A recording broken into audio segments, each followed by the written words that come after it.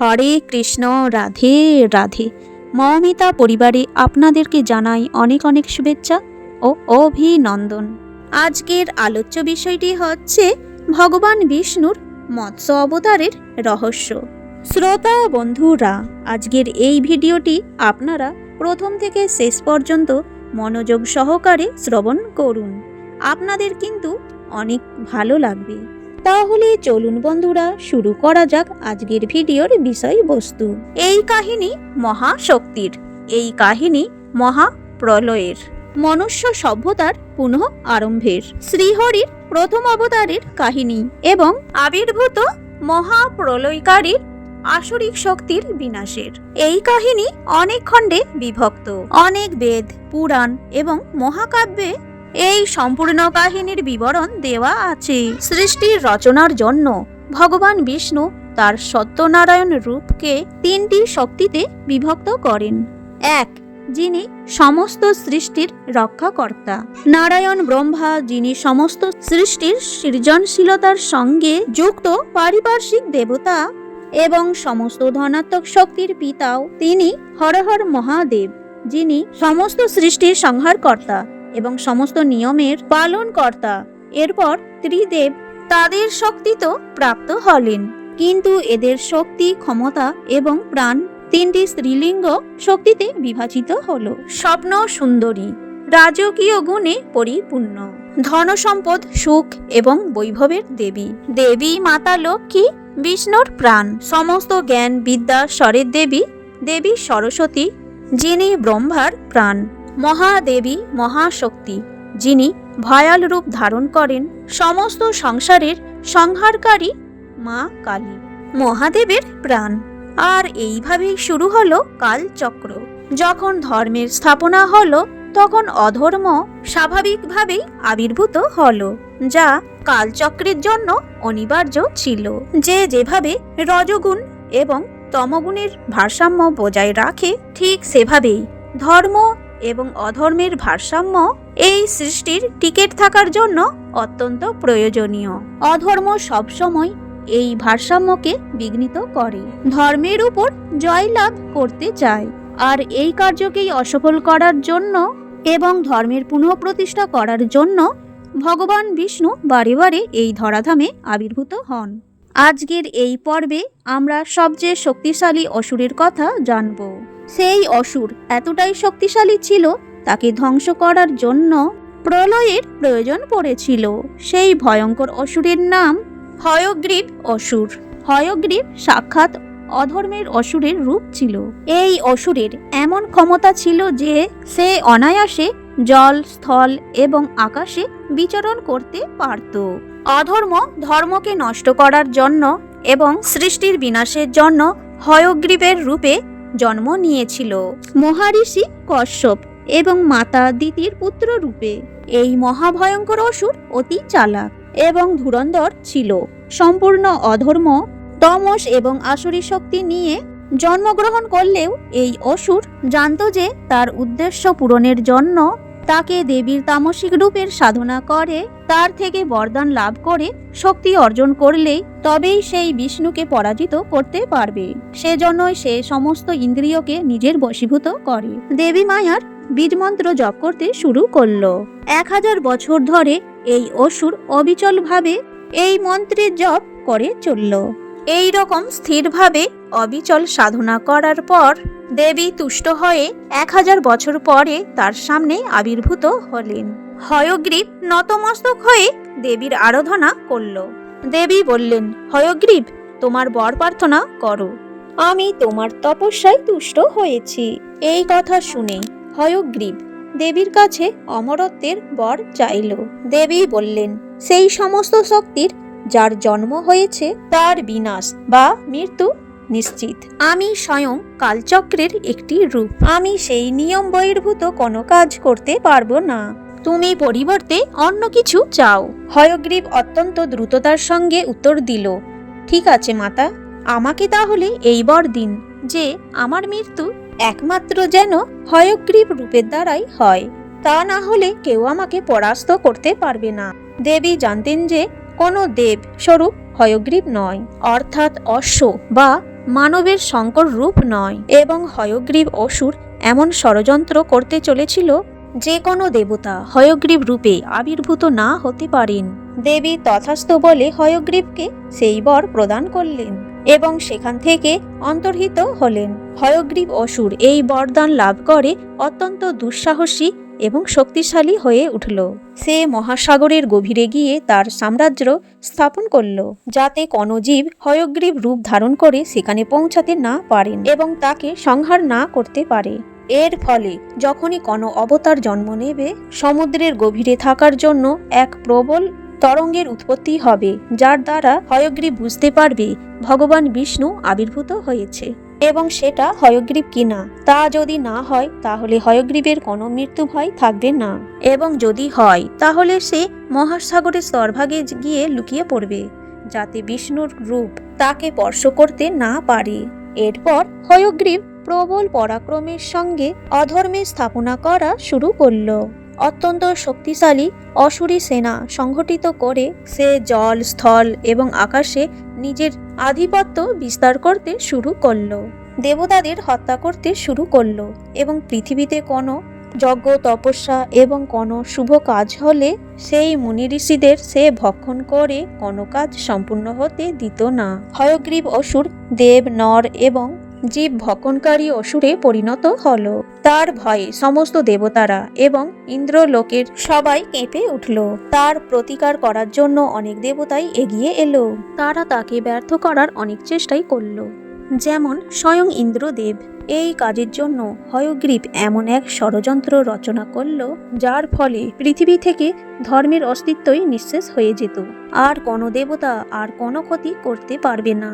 হয়গ্রীব অসুর জানত যে মর্তে দেবতাদের শক্তি ততক্ষণই যতক্ষণ পৃথিবীতে ধর্ম আছে। প্রত্যেক কল্পে সৃষ্টিকে রচনা করার পর ব্রহ্মদেব জগনিদ্রায় শায়িত হতেন। এই কথা হয়গ্রীব অসুর জানত। সে অপেক্ষা করল, আর কল্প শেষ হওয়ার পর সঙ্গে সঙ্গে যখন ব্রহ্মদেব জগনিদ্রায় শায়িত হলেন, সে অতি সঙ্গোপনে ব্রহ্মলোকে প্রবেশ করে 4খানা বেদ চুরি করে নিয়ে চলে এলো। সে 4খানা বেদ নিয়ে মহাসাগরের সবথেকে গভীরে নিক্ষেপ করল এবং ধর্মকে সম্পূর্ণরূপে বন্দী করে ফেলল সে। সমস্ত অসুরদের শক্তি দেবতাদের থেকে কয়েক গুণ বৃদ্ধি পেল এবং সমস্ত দেবতারা চিন্তিত হয়ে পড়ল। দেবতাদের মধ্যে আর সেই শক্তি রইল না, আর শুধু মহাশক্তিরাই অবশিষ্ট ছিল। কিন্তু হয়গ্রীব অসুরের পাওয়া বরদান অনুযায়ী তার মৃত্যু অসম্ভব ছিল। মহাশক্তিদের এক বিশাল লীলা রচনা করার প্রয়োজনীয়তা পড়ল।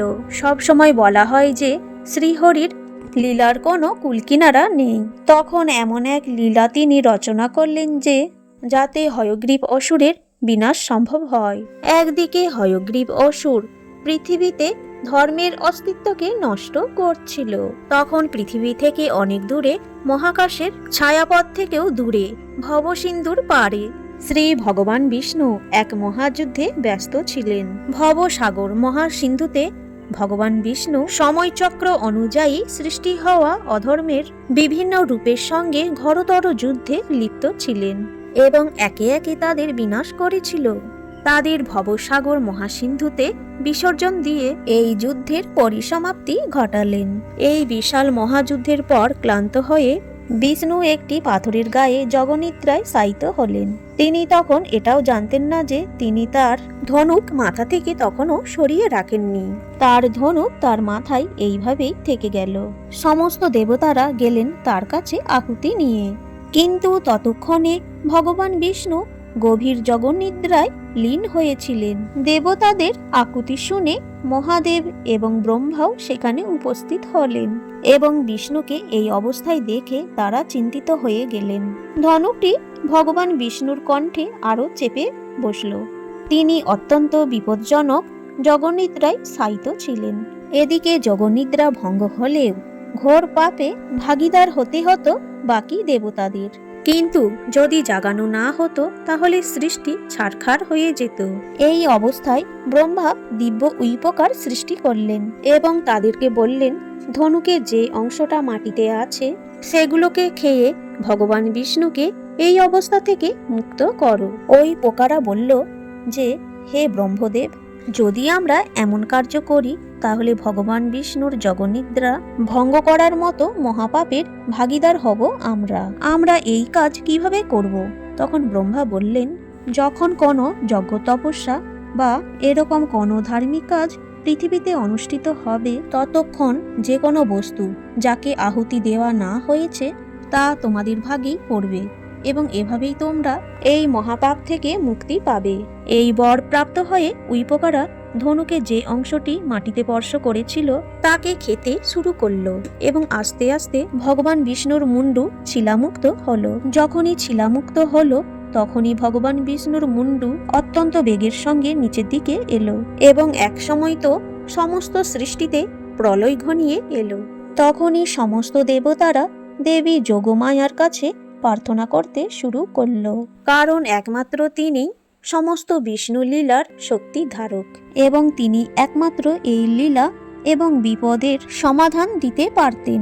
মাতা আবির্ভূত হলেন এবং জানালেন নিজেকে হয়গ্রীব রূপে পরিবর্তন করার জন্য স্বয়ং ভগবান বিষ্ণু এই লীলা রচনা করেছেন। ঠিক তখনই বিশ্বকর্মা অশ্বের মুন্ডু তার মস্তকে স্থাপন করে বিষ্ণুকে হয়গ্রীব রূপী বিষ্ণুর রূপে পরিবর্তিত করলেন। তখন ভগবান বিষ্ণু তার জগন্নিদ্রা ভঙ্গ করে সমস্ত দেবতাদের আশীর্বাদ করে জানালেন যে যদি তিনি আবির্ভূত হতেন তাহলে তাকে জন্ম নিতে হতো, কিন্তু এই লীলা রচনা করে তিনি বিষ্ণুই থাকলেন, শুধু তার মুখমণ্ডল পরিবর্তিত হলো এবং দেবীর হয়গ্রীব অসুরকে দেওয়া বরদানের মর্যাদা রক্ষা করাও হলো। এইবার আমি হয়গ্রীব অসুরকে বিনাশ করব, কিন্তু ইতিমধ্যেই পৃথিবীতে পাপ এবং অধর্মের বিস্তার এতটাই হয়ে গেছে যে এটা পর্যাপ্ত হবে না। তখন মহাদেব বললেন, হে বিষ্ণু, আপনি মৎস্যরূপে পৃথিবীতে আবির্ভূত হন। বেদের মুক্তির জন্য এটি অনিবার্য। বেদ মুক্তি না পেলে ধর্ম বন্ধন থেকে মুক্তি পাবে না। আমি পৃথিবীতে মহাপ্রলয় আনব, সমগ্র পৃথিবী জলমগ্ন হয়ে যাবে, পৃথিবীতে প্রাণশক্তির বিনাশ হবে। তখন আপনি এই মৎস্য অবতারের দ্বারাই আবারও প্রাণ প্রতিষ্ঠা করতে পারবেন এবং বেদকে মুক্ত করবেন। ভগবান বিষ্ণু উত্তরে বললেন, তথাস্তু, তাই হবে। অন্যদিকে তখন পৃথিবীতে অধর্ম চরম সীমায় পৌঁছে গিয়েছিল। তখন একজন ধর্মনিষ্ঠ রাজা সত্যব্রত তার সমস্ত রাজ্যভার তার সন্তানদের উপর অর্পণ করে নিজে ভগবান বিষ্ণুর আরাধনায় লিপ্ত ছিলেন। তিনি বিষ্ণুর পরম ভক্ত ছিলেন। একদিন প্রাতঃকালে তিনি স্নানের পর সূর্যদেবকে জল অর্পণ করছিলেন। জল অর্পণ করার জন্য ঝিল থেকে তার কমণ্ডল দ্বারা জল তুলে যখন অর্পণ করলেন তখন দেখতে পেলেন একটি ছোট্ট মাছ সেই জলের মধ্যে এসে উপস্থিত হয়েছে। মাছটি নীলবর্ণের ছিল।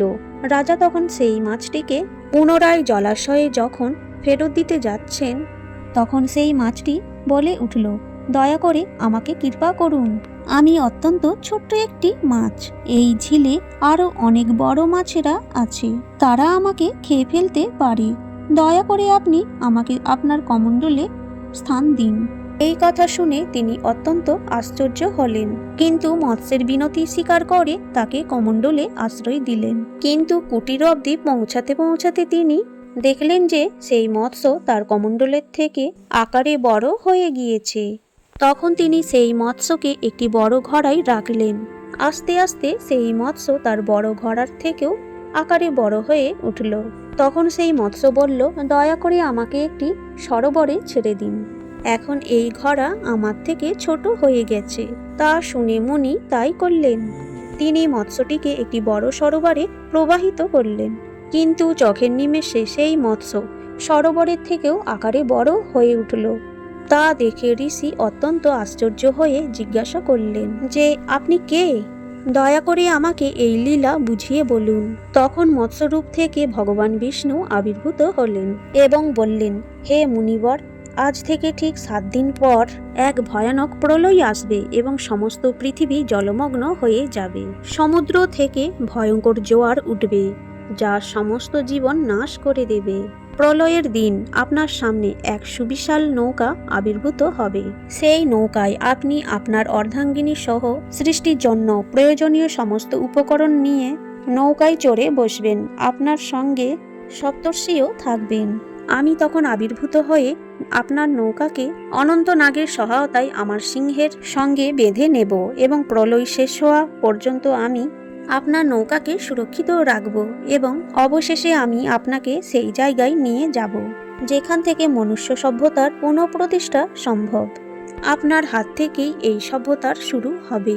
এই কথা বলে ভগবান বিষ্ণু পুনরায় সমুদ্রে ফিরে গেলেন এবং মহিষী মনু তখন পরবর্তী 7 দিন পৃথিবীতে প্রাণ প্রতিষ্ঠা করার জন্য সমস্ত দ্রব্যবাদী নিয়ে প্রস্তুত থাকলেন।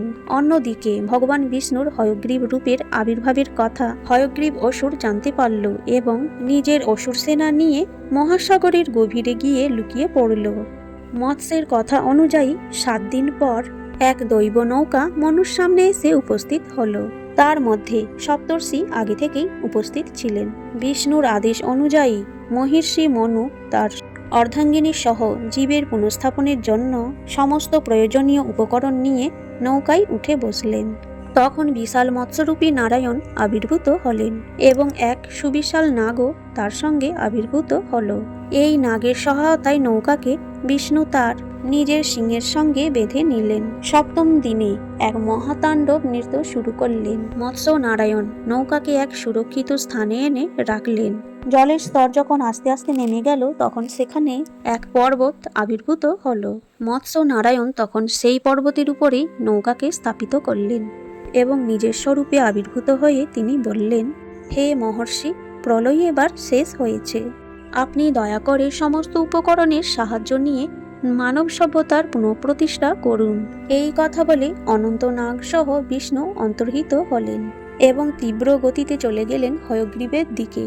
নিজের মৎস্যপঙ্খের সহায়তায় এক তীব্র ঠক্কর দিয়ে হয়গ্রীব সহ তার সেনাদের নিয়ে মহাসাগরের গর্ভ থেকে বার করে নিয়ে এলেন। যখনই অসুরেরা মহাসাগর থেকে বেরিয়ে এলো তখনই হয়গ্রীব রূপী বিষ্ণু সেখানে আবির্ভূত হলেন এবং তখনই পৃথিবীর ইতিহাসে সবথেকে ভয়ঙ্কর যুদ্ধ শুরু হলো। মৎস্য নারায়ণের প্রকোপে সমগ্র অসুর সেনা ত্রাহি ত্রাহি রব শুরু করল। অন্যদিকে হয়গ্রীব বিষ্ণু এবং হয়গ্রীব অসুরের সঙ্গে যুদ্ধে লিপ্ত হলেন। হয়গ্রীব অসুরের কাছে ধনুক, ত্রিশূল এবং অত্যন্ত ধারালো নখ ছিল এবং হয়গ্রীব হওয়ার জন্য তার কাছে হয়গ্রীবের মতো বল, শক্তি, ক্ষমতাও ছিল। এই সব কিছু নিয়েই সে আঘাত করতে শুরু করলো এবং ভগবান বিষ্ণু অত্যন্ত পরাক্রমের সঙ্গে সেই আঘাতকে প্রতিহত করতে শুরু করলো।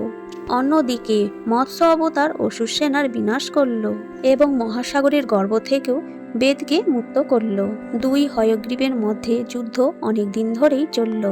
মৎস্য নারায়ণ বেদ পাঠ করে প্রথম বেদ প্রচারিত করতে শুরু করলেন। সমগ্র পৃথিবীতে ধর্মের আবার বিস্তার করতে শুরু করল।